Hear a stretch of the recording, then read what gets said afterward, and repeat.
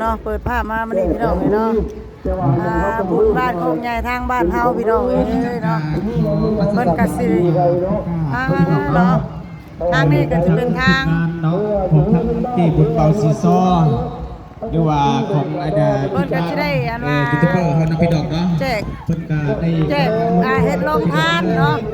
เพิ่นสิให้เรียนแถวแบบนี้เนาะคือว่าของสาบุญบ้านนะเนาะเพิ่นได้แจกเฮ็ดโรงทานโอ้ยเป็นแถวเด้อเป็นแถวเด้อผู้ใหญ่ก็เป็นแถวคือกันเด้อใหญ่กันแถวใหญ่เด้อผู้ใหญ่ก็เป็นแถวคือกันบ่ไปแน่ไปแน่เด้อผู้ใหญ่ก็เป็นแถวคือกันเพิ่นว่าพิมพ์ร้านได้นะพิมพ์พะลุงพะลานบาดนี้เนาะ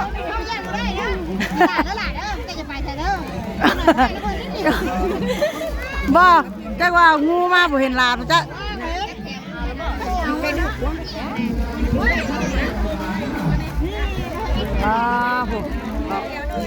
ป็นแถวแล้วเป็นแถวเด้อ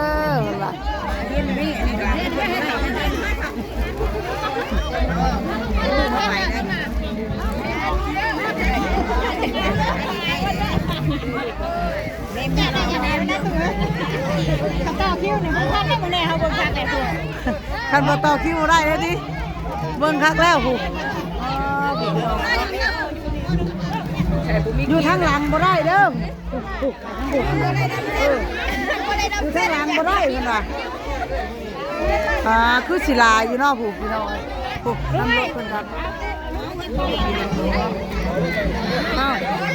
ใจเย็นใจเย็นใจเย็นวันท่านเลยแบบชั้นว่าใส่โอ้ไปได้ออกไปน้ำเด้อเอาผู้ใหญ่ทั้งนี้ได้สะถึงก็ได้ป่ะขอบใจเด้อเดี๋ยวเพิ่นเอาให้เด้อเอาระวังเลยสาวใบเพิ่นเจ้าเอาไปเลยลูกเอาไปเลยโอ้ต่อมาไล่ออกไปน้ำเด้อ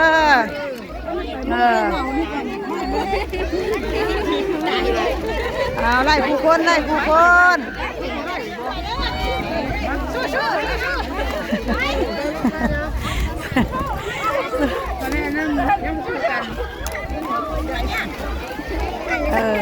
ไปได้ก็ออกมาน้ำเด้อจะซิ่งกันเด้อล่มเลย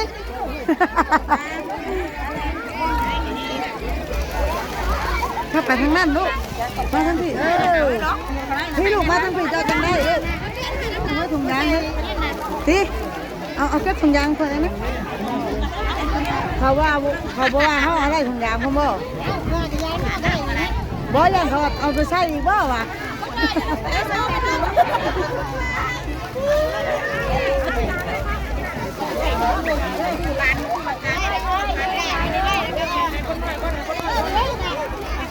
ไล่นะ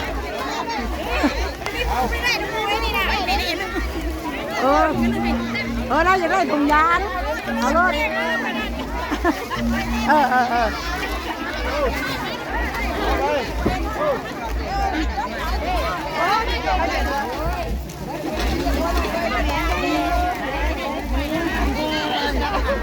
เอาเขาไล่ได้เขาน่ะไล่แล้ว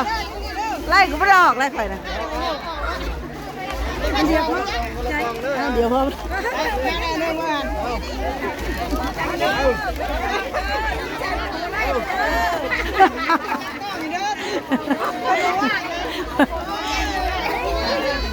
กระบะแล้วเนาะ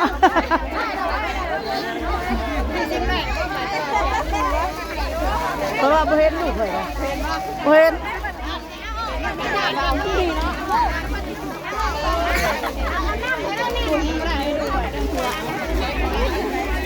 เดี๋ยวหาลูกว่า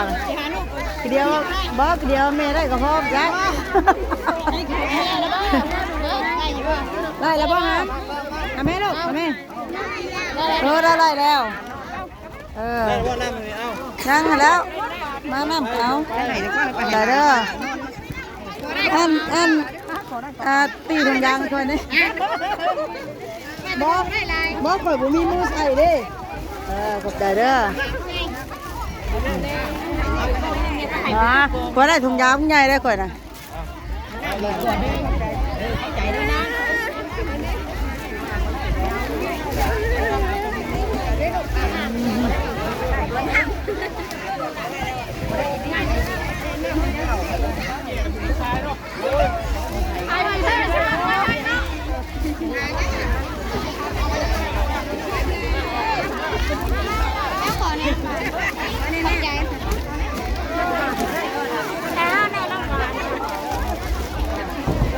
ทางนั้นก็คือการบ่ทางนั้นก็บ่โอ้เอาทางนี้เบิดก้อนสิเนาะเอาเจ้าพี่ชมว้า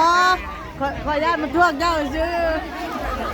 เอาข้างหน้าอีกดอกนะครับเอาแต่ภาพข้างหลังภาพข้างหน้าก่อน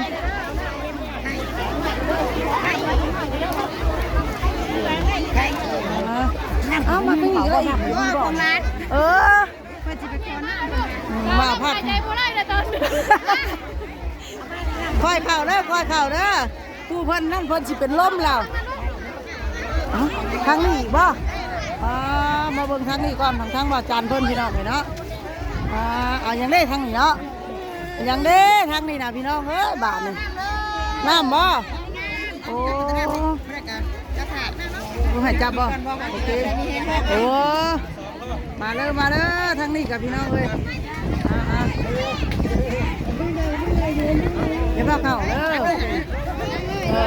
อาจจะมาลัดพี่กับจับให้ละมาลัดลัดเด้อย่านเขาขาทางนี้ได้เอาดีได้ก็ได้สดเด็ดได้เอาดีได้ก็ได้สดเด็ดได้โอ้เอาคนเด้อขวดเด้อใส่ถุงนะเอาบ้างใส่ให้เด้อเอาลูกเปรี้ยวเลยนะเปรี้ยวแล้วเอา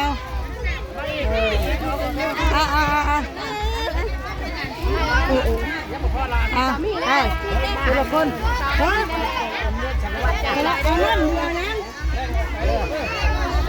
แม่ยังเจ้าแก้ไม่ค่อยเนี่ยเพิ่นชิบไปแจกสารวัตร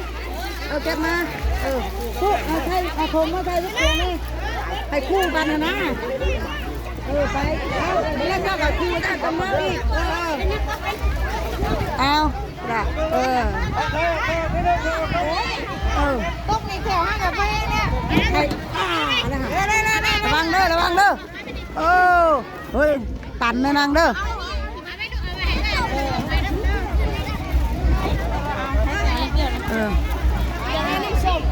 ฮะผสมแล้วค่อยยืดบดเถิงอะไร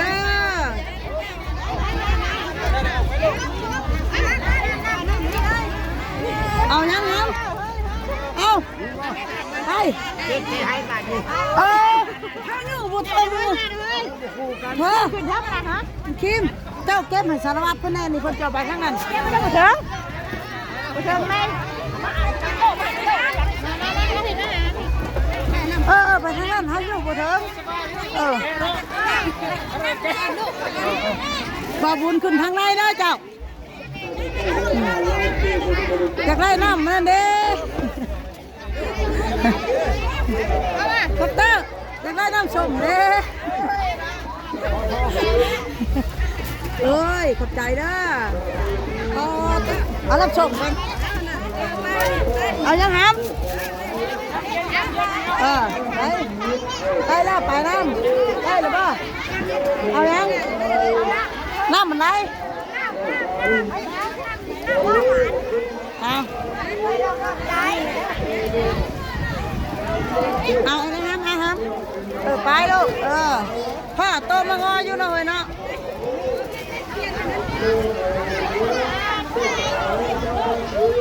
มาทางนี้นะข่อยยื้อถึงแต่น้ำเปล่ากิโลแม่อยากได้กิโลข่อยยื้อถึงแต่น้ำเปล่าไล่น้ำขวดเอาอยากได้กิโล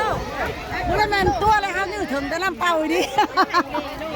ใครเชื่อไม่รู้เขาปวดถึงไหมเขาปวดถึงปวดถึงทำไปทำไปทำไปลูก ไปงั้นเสร็จไหมปล่อยบัวทนนี้ทำนี่กัน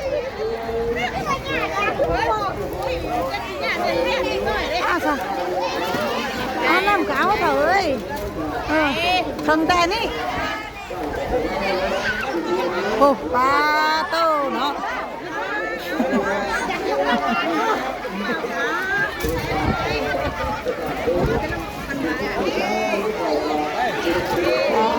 ต้มเนาะเอาค่อยเข่าเด้อค่อยเข่าเด้อไล่คู่คนค่อยใจเย็นๆมีห้องสบุนมีนะห้องสบุนเด้อห้องสบุนมีนะเลยมีนะห้องสบุนขอเบิ่งคักแล้วจะลูกเจ้าเป็นวินแล้วนะโอ้ย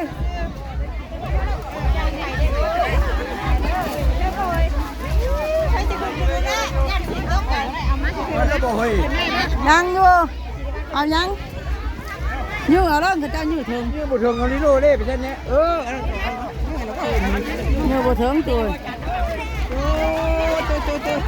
บุถึงยืดบุถึงนี่แต่ว่าบุญแล้วคือบุญโอ้ขึ้นชั้นละเจ้านะนั่งตัวขอขาแล้วต้องเช็ดชนะมันตัวขาตัวเช็ดตัวขาตัวอะไรตัวนี้ตัวขาดังกาตัวนั้นเองจะอะไรมันไม่เอาน้ำเอาเลยหน่อยกับได้เนี่ยเอาไปทำไมเฮ้ยทิมยังน่ะเอายังเฮ้ยเอามาในดีโด้นึงคนว่าเริ่มไม่เละเอาใส่เอาเฮ้ยเอ้ยจะเผาเอาดีโด้ไปเท้าดีโด้เอาดีโด้จับมาในดีโด้ให้ทุกหลานเอาน้ำนี่ดีโด้คนน่ะยังเก่าฉันเนี่ยมาเป็นน้ำเอาใจเด้อเดี๋ยว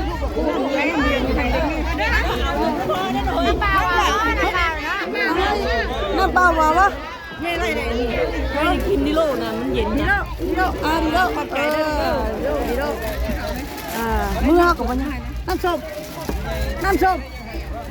ยังเก่าน้ำแต่ผมมีน้ำส้มยังเก่าสองคนมาหนึ่งขาเห็นนักยาเห็นอะไร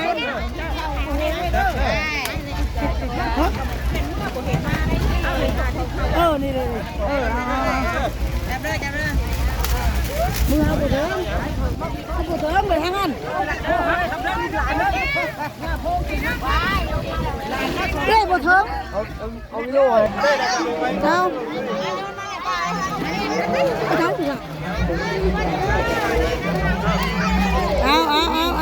าเย็นเอาดีโลมาในเท้าไม่ขอให้บุญนะ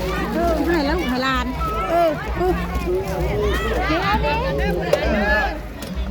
ไปดีโด้เอาไม้พันอย่างนี้เฮ้ยคนเฒ่าคนยื้อบ่ถึง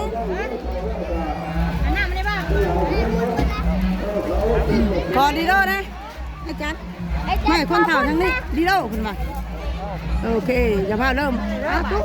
สองก็ไปทางนั้นตู้ทางนี้ยื้อบ่ถึงทางนั้นทางนี้ยื้อบ่ถึงนี่เอามันก็ไม่ได้กินแล้วทางนั้นทางนี้เขาอยู่บ่ถึงเอาอยากได้กล้องเอายื้อมาเฮ้ยยื้อมาไม่กินเล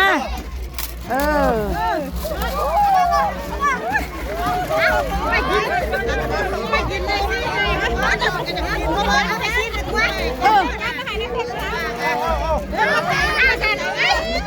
เอามาอีกเขามาอันนั้นมากกว่าจีปานเพิ่นเบิ้งเขาจีเหรอทำอะไรกูอันอ้าวอะไรกูคนแน่เนาะเอาเฮ้ยมีพุ่นนะบ่เอาสาบุญพุ่นเอาลูกเอา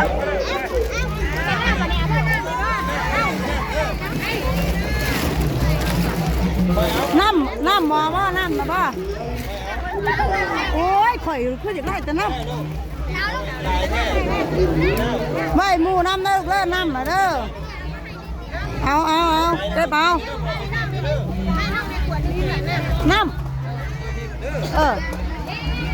น้ำเลยลูกบ่มีพุ่นน้ำมันนี่นั่นยังจะน้ำเด้อเจ้ามาหลังโอ้ยลองคอเลยยันว่าเจ้าข้อเหตุที่นี่นะ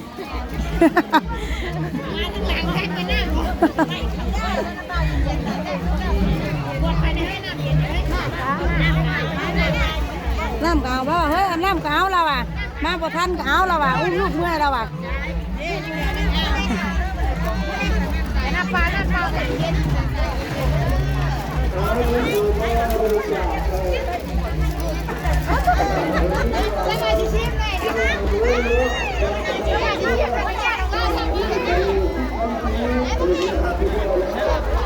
ปลาข้าวเดียวเนาะพับตาน้ำกับพอท่านนี่ยังแต่น้ำพี่น้องเอ้ยบ้านนี้เนาะ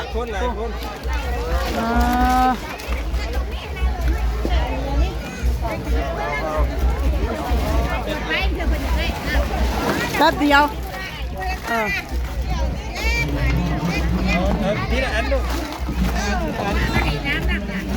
ตาดีแท้น่ะตาลักไล่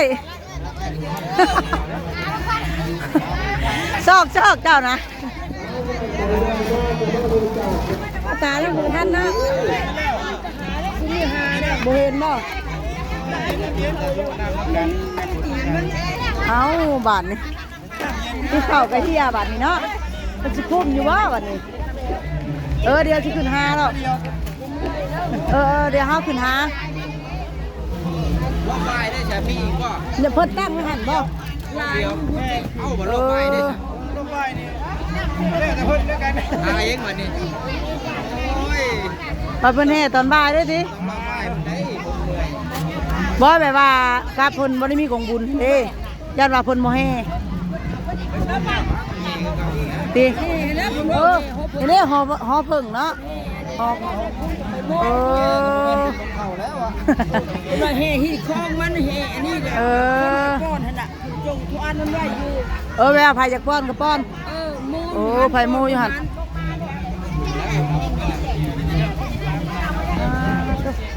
แน่มาบ่ทัน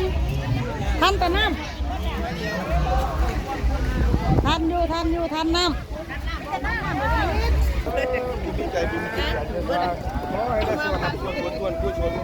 ให้เจริญรุ่งเรืองทำมาค้าขายให้ขึ้นให้เกิดทั้งสา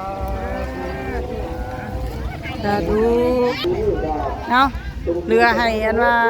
ขู่คนบ้านนี้เอาเข้าไปให้ทางวัดเพิ่นพวกสารวัตรพวกอำนาจการปกครองเพิ่นนั่งอยู่นี่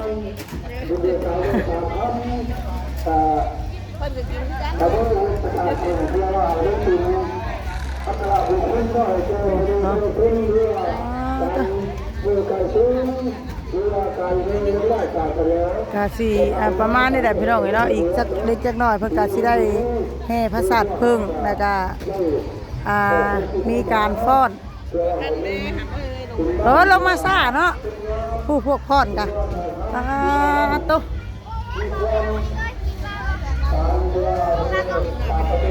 มาย่างฟ้อนบ่นี่กะน้องนิ้ว